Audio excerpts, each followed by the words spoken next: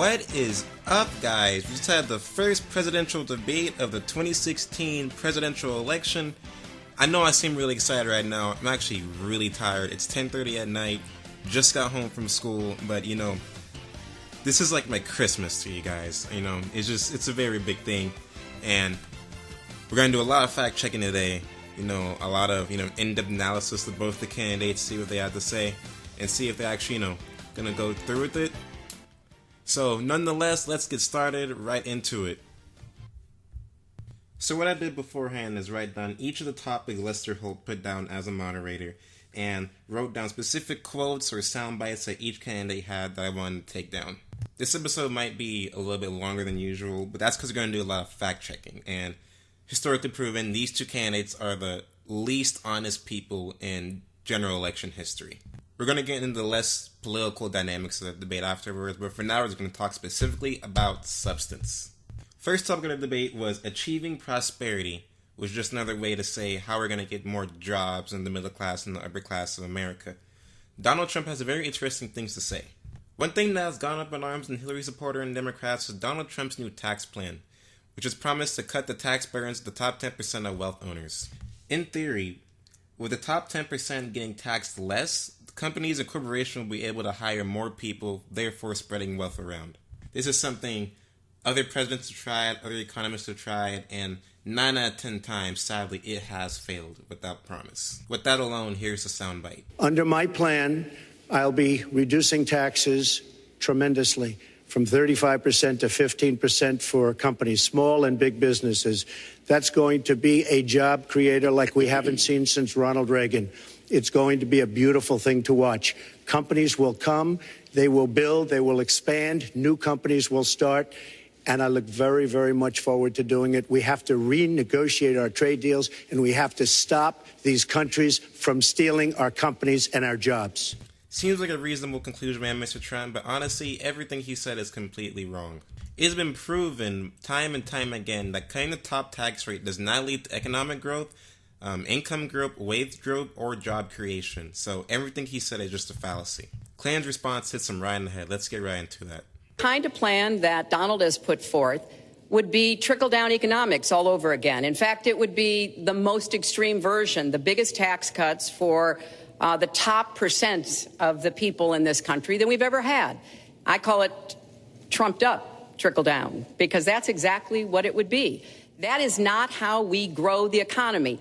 We just have a different view about what's best for growing the economy, how we make investments that will actually produce jobs and rising incomes. I think we come at it from somewhat different perspectives. I understand that.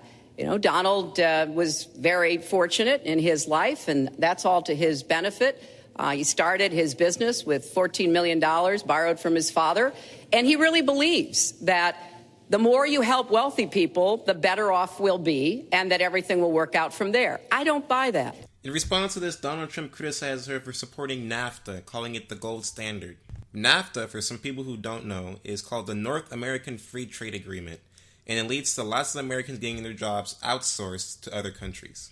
NAFTA was a trade deal signed by Bill Clinton in the early 90s. And what I'm about to show you right now shows Donald Trump attacking Clinton on her previous pro-NAFTA stance, and her saying she used to be for the TPP, now she's against it. He's going to use that against her in this next soundbite. And the TPP, or Trans-Pacific Partnership, for those of you guys who don't know, are partnerships of nations similar to NAFTA that have the exact same ramifications as of NAFTA. With that being said, let's take a listen. You called it the gold standard of trade deals. You said it's the finest deal you've ever seen. No. And then you heard what I said about it, and all of a sudden you were against it. In spite if you hate Donald Trump or not, this is a true and accurate statement said by him. As much as Hillary tries to deny it, she did flip-flop on TPP, and who knows, maybe she'll do what she said she wasn't going to do before. In reference back to taxes again, Clinton attacked Trump, saying that his tax plan will cause another major recession within the next 10 years. Even going as far as stating that over 3 million jobs might be lost due to his tax plan. And as stated before, Secretary Clinton has stated that she will get new jobs by putting more infrastructure and renewable energy in other public sector jobs. She believes this will add about 10 million more jobs into the workforce within the next 8 years. But will Trump's tax plan actually cause another housing bubble or some type of crisis in the next 8 years or so? Economic theory is hard to predict because you don't know which president caused what crisis or which president caused what boom. But I will tell you this. Ever since the creation of this country, the United States has been in debt for every single year except the terms of 2 presidents. One of them you might have known of was Andrew Jackson, who defeated the central bank, and that's why there wasn't any debt for those years. 1835 and 1836. But another one, your teacher probably won't tell you this, but it's actually President Bill Clinton. Under the reign of President Clinton, the economy went from a $290 billion deficit to a $236 billion surplus. Much believe this is due to the exact same economic policy as Hillary Clinton has proposed here tonight. Alright, so next topic we have up is the topic of race, a real hot button issue here today in America. We're not going to be talking a lot about Clinton in this segment more because she doesn't really give a lot of things we can really fact check. More specifically in this segment, it refers to the relations between minorities and police forces. Donald Trump advocates for more power to police forces and more stop and frisk in big inner cities. But what drew up some heads were his comments about stop and frisk. Let's go ahead and take a listen. We have to bring back law and order. Now, whether or not in a place like Chicago you do stop and frisk, which worked very well, Mayor Giuliani is here, it worked very well in New York, it brought the crime rate way down. But you take the gun away from criminals that shouldn't be having it. We have gangs roaming the street, and in many cases, they're illegally here, illegal immigrants, and they have guns, and they shoot people. And we have to be very strong, and we have to be very vigilant. We have to know what we're doing. Right now, our police, in many cases, are afraid to do anything. We have to protect our inner cities because African-American communities are being decimated by crime. What many people don't know is that the state of New York has declared stop and frisk unconstitutional by it violates the 4th Amendment from unreasonable search and seizure. So to quote-unquote bring back stop and frisk would be illegal against the Constitution. And when he said about stop and frisk and saying that it really works, yeah, it doesn't. Think Progress did a study on stop and frisk in New York City, and here are the results, and they're really surprising to hear.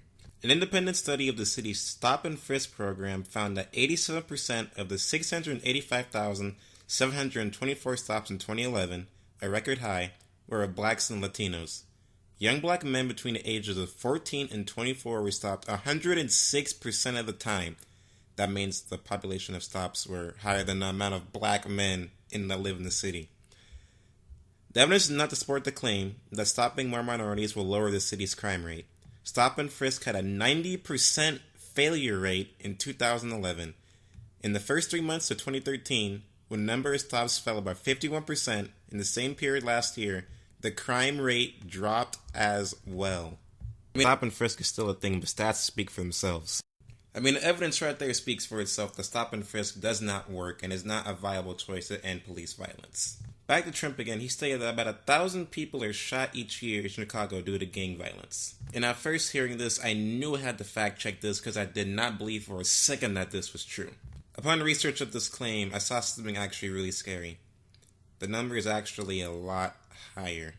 HeyJackass.com says that around 557 people were killed year to date due to gun violence from homicide in Chicago, but over 3,000 people were shot from the beginning of 2016 to right now.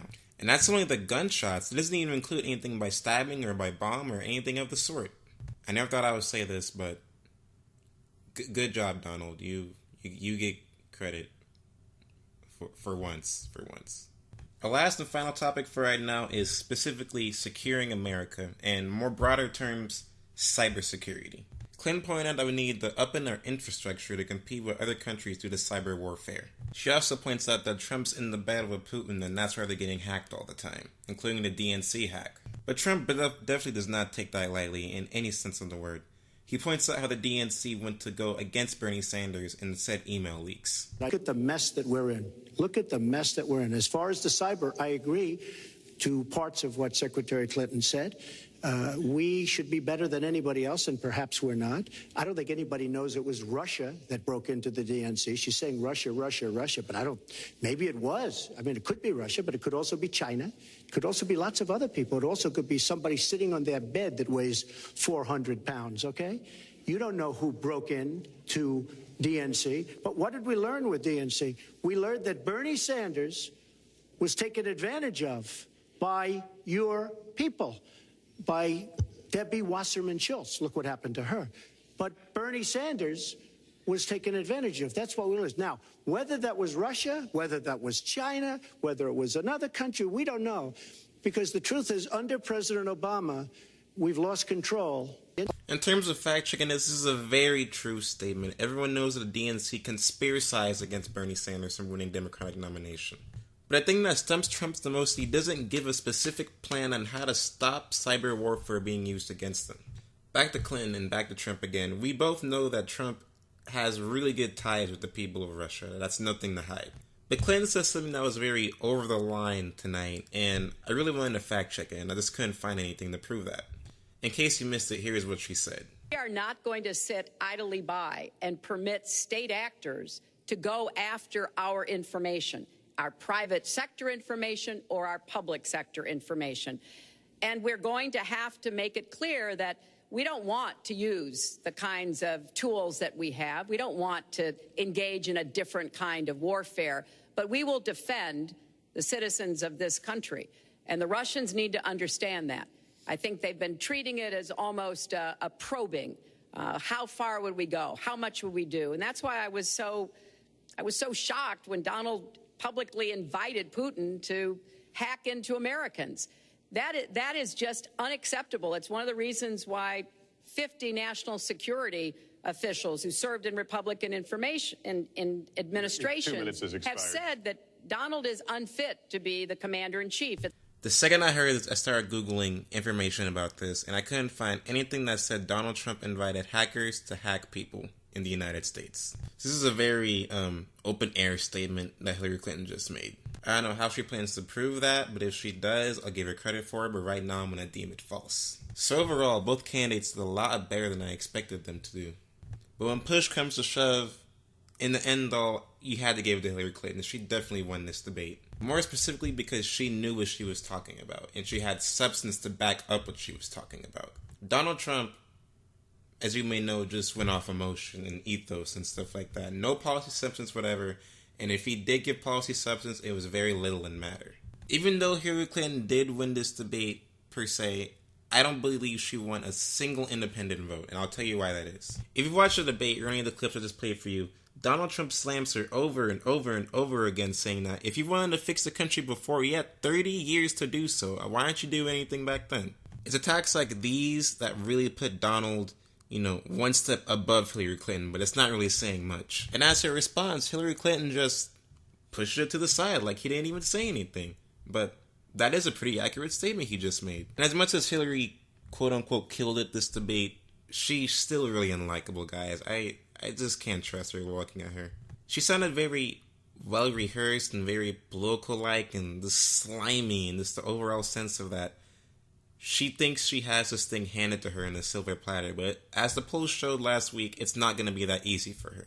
And you could tell there were points in her speech where she made to pause, as if people were supposed to laugh, but there was just really an awkward silence in the middle, and it just makes you want to cringe. For the next debate, I tell Mr. Donald Trump that if you want to get more of a response, you gotta have substance for your policies. And as Secretary Clinton, for the next debate, don't try and be funny. Just go at him with the cold, hard facts, and you should be doing just fine. And with that being said, we're gonna end the show for today. I'll see you next week.